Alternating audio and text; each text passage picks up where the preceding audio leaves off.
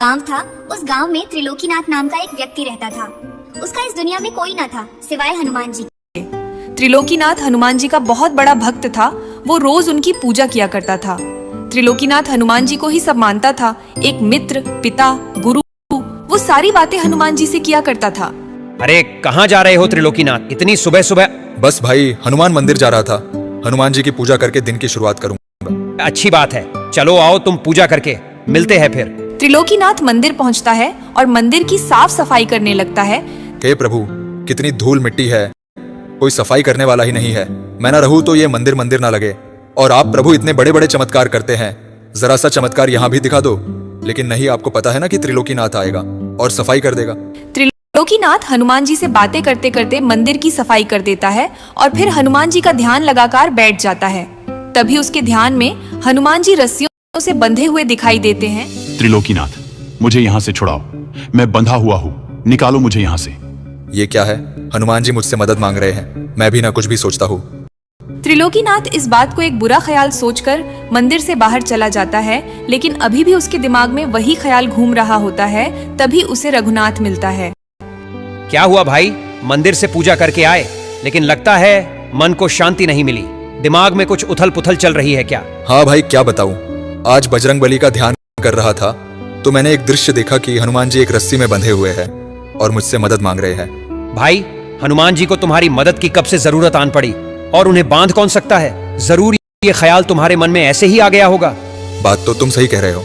ये बोलकर त्रिलोकीनाथ वहाँ से अपने घर आ जाता है। संध्या होती है। सारी दिनचर्या खत्म होने के बाद त्रिलोकीनाथ खाना खाकर सो रहा होता है। त्रिलोकीनाथ को फिर से वही स्वप्न आता है। त्रिलोकीनाथ, मुझे यहाँ से छुड़ाओ, मैं बंधा हुआ हूँ, निकालो मुझे यहाँ से। आप कहाँ हो प्रभु? मैं मंदिर के पीछे आम के पेड़ में फंसा हुआ हूँ, मुझे यहाँ से निकालकर मंदिर में स्थापित करो। ये कैसा स्वप्न है? लगता है हनुमान जी स्वप्न के माध्यम से मुझसे कुछ कहना चाहते हैं। ये बात कल मुखिया जी के आगे रखनी पड़ेगी। अगले दिन त्रिलोकीनाथ ऐसा ही करता है। वो गांव में पंचायत बैठाता है। सभी गांव वाले वहाँ खड़े होते हैं। क्या हुआ त्रिलोकीनाथ, आज पंचायत क्यों जमा की है? बात थोड़ी गंभीर है मुखिया जी। कल से मुझे बार बार हनुमान जी स्वप्न के जरिए बता रहे हैं कि वो मंदिर के पीछे आम के वृक्ष में फंसे हुए हैं। उन्हें वहां से आजाद करके मंदिर में स्थापित करना है। इसीलिए मैं आपसे ये निवेदन करना चाह रहा हूँ कि उस वृक्ष को काट के उसमें से हनुमान जी को निकालकर मंदिर में स्थापित करना होगा। क्या पगला तो नहीं गए हो ना त्रिलोकीनाथ? माना कि तुम हनुमान जी के भक्त हो, लेकिन ऐसा भी नहीं है कि तुम कुछ भी बोलो और हम मान ले। अपनी इस बेफिजूल के बात के लिए तुमने पंचायत का समय बर्बाद किया है। पर मुखिया जी, मैं सच कह रहा हूँ, एक बार उस पेड़ को काट कर देख लेते हैं। त्रिलोकीनाथ, क्यों जिद कर रहे हो बेकार की? ये सब तुम्हारा भ्रम है। जाओ घर जाओ। जाओ यहाँ से। आज की सभा यही समाप्त की जाती है। मुखिया त्रिलोकीनाथ को भगा देता है और कड़े शब्दों में पेड़ काटने के लिए मना कर देता है। त्रिलोकीनाथ उदास मन लिए घर की ओर जाने लगता है। तभी रघुनाथ उसके कंधे पे हाथ रखता है। त्रिलोकीनाथ, परेशान मत हो, ये सब तुम्हारे मन का वहम होगा। ज्यादा ध्यान मत दो। और वैसे भी वो आम का वृक्ष मुखिया जी का है, और पता है उस अकेले वृक्ष से कितने फल आते हैं। वो तुम्हारी बात पे वृक्ष तो नहीं काटने वाले। ज्यादा सोचो मत, जाओ आराम करो, सब ठीक हो जाएगा। ये बोलकर रघुनाथ वहाँ से चला जाता है। लेकिन इस बात से त्रिलोकीनाथ को अभी संतुष्टि नहीं मिली थी। उसका मन अभी भी व्याकुल था।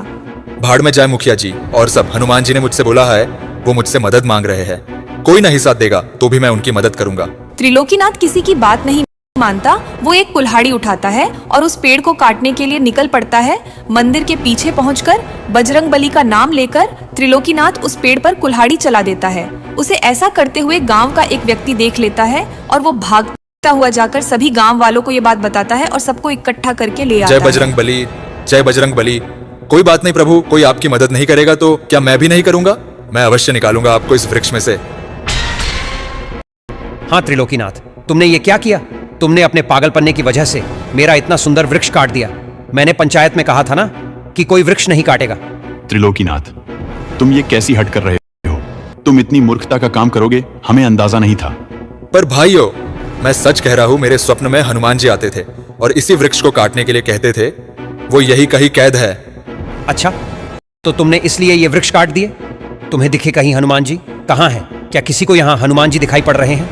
त्रिलोकीनाथ, तुम्हें इसकी कीमत चुकानी पड़ेगी। ये बात चल ही रही होती है कि तभी हनुमान जी की एक सुंदर प्रतिमा उस वृक्ष के तने से प्रकट हो जाती है। जिसे देख सभी गांव वाले भौचक्का रह जाते हैं। किसी को अपनी आंखों पर विश्वास नहीं होता। वो सभी बजरंगबली की जय जय करने लगते हैं और सभी त्रिलोकीनाथ से माफी मांगते हैं। अब सभी गांव वाले पूरे सम्मान सहित वृक्ष से प्रकट हुई हनुमान जी की प्रतिमा को मंदिर में स्थापित कर देते हैं। तब से हनुमान जी की कृपा से पूरे गांव में सुख शांति छा जाती है और त्रिलोकीनाथ को गांव में एक अलग ही सम्मान मिलने लग जाता है। एक समय की बात है, द्वारिका नगरी में भगवान श्री कृष्ण अपनी रानी रुक्मणी और सत्यभामा के साथ वार्तालाप कर रहे थे। प्रभु, आपसे एक प्रश्न पूछना था। कैसा प्रश्न प्रिय? पूछो। प्रभु, हर विवाहित स्त्री अपनी मांग में सिंदूर लगाती है, इसकी सुंदरता अपने स्थान पर, किंतु सिंदूर का असली महत्व क्या है, मैं ये जानना चाहती हूँ। रुक्मणी, यदि आप यह प्रश्न किसी स्त्री से पूछें तो ज्यादा अच्छा रहेगा। ऐसा क्यों प्रिय? क्या तुम्हें मेरे ज्ञान पे संदेह है? नहीं नहीं, संदेह नहीं प्रभु, आप तो सर्वज्ञाता हैं। किंतु क्या प्रिय?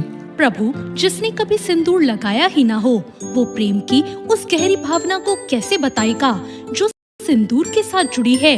इसलिए इस प्रश्न का उत्तर तो केवल एक स्त्री ही दे सकती है, जो प्रतिदिन अपनी मांग में सिंदूर लगाती है। उचित है, परंतु जिसने लगाया वो पुरुष तो समझ सकता है। प्रभु, ऐसा कौन सा पुरुष है जो सिंदूर लगाता है? श्री राम भक्त हनुमान। हनुमान? किंतु हनुमान तो बाल ब्रह्मचारी है, उनका सिंदूर से कैसा लगाव? नाथ, ये कैसी पहेली है? ये पहेली तो वही मुझे जिसने उन्हें सिंदूर लगाने का विचार दिया। ठीक है प्रभु, ये पहेली मैं ही सुलझा देती हूँ। आप दोनों ये कैसी बातें कर रहे हैं? मैं कुछ समझ नहीं पा रही हूँ। ये कहानी तब की है जब मैं और प्रभु यानी राम और सीता वनवास पूरा कर अयोध्या आ चुके थे। एक दिन माता सीता अपना श्रृंगार कर रही थीं और हनुमान जी माता सीता के पास बैठे उन्हें श्रृंगार करते हुए देख रहे थे। क्या हुआ पुत्र, आज तुम मेरे पास क्यों बैठे हो? ऐसे तो तुम प्रतिदिन प्रभु के चरणों में ही रहते हो। कोई प्रश्न है क्या पुत्र? माता, मैं बहुत बड़ी दुविधा में फंसा हुआ हूँ। संकट मोचन को कैसी सुविधा ने घेर लिया? माता, मैं देखता हूँ कि हर कोई प्रभु श्री राम को प्रसन्न करने के लिए भेंट देता है, लेकिन मैं उन्हें ऐसा कौन सा भेंट दूं जिसे देख वो प्रसन्न हो जाए? प्रभु श्री राम को सबसे अधिक क्या प्रिय है माता?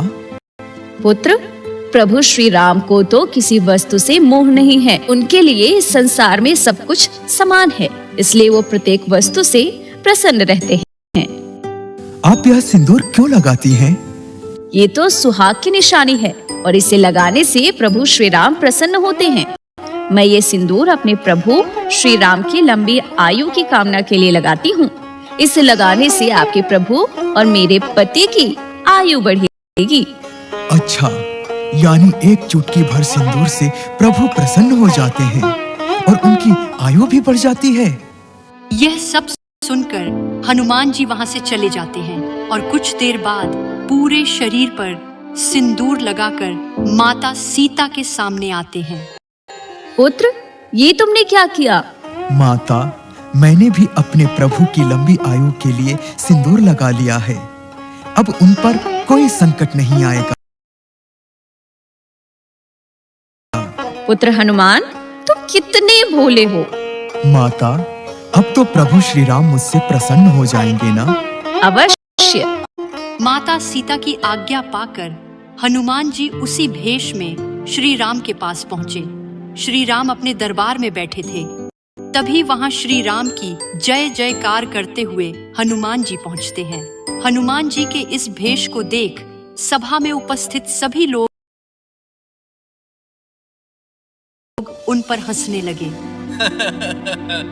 अरे हनुमान, ये क्या लगा कर आए हो अपने शरीर पर?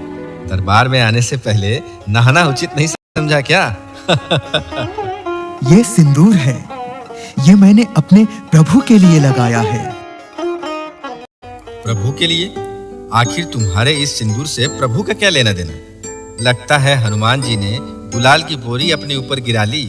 अब लोग इन पे हंसे ना, इसलिए ऐसी वैसी कहानियां बना रहे हैं। क्यों हनुमान, मैं सत्य बोल रहा हूं ना। हनुमान, ये तुमने कैसा रूप धारण किया है? प्रभु, ये रूप मैंने आपके लिए ही धारण किया है। आज मैं माता के पास बैठा था, वो अपनी मांग में चुटकी भर सिंदूर लगा रही थी। तभी मैंने उनसे उस सिंदूर का महत्व पूछा, तो उन्होंने कहा कि ये सिंदूर आपकी लंबी आयु के लिए लगा रही है। उस चुटकी भर सिंदूर से आपकी आयु लंबी हो जाएगी और आप पर कोई संकट नहीं आएगा, और आप चुटकी भर सिंदूर को देखकर प्रसन्न भी होते हैं। तो मैंने विचार किया कि एक चुटकी भर सिंदूर से आपकी आयु बढ़ सकती है, तो मैंने आपके लिए सिंदूर पूरे शरीर पर लगा लिया। इससे आप चिरंजीवी हो जाएंगे और मुझे देख आप इतना प्रसन्न होंगे कि मुझे अपने हृदय से लगा लेंगे।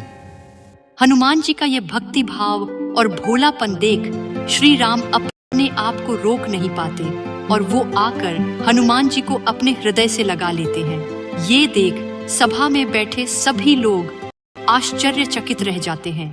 प्रभु, अब आपको कोई भी संकट छू नहीं सकता। हनुमान, तुम्हारे होते तो मुझे वैसे भी कोई संकट छू नहीं सकता, क्योंकि तुम संकट मोचन जो हो।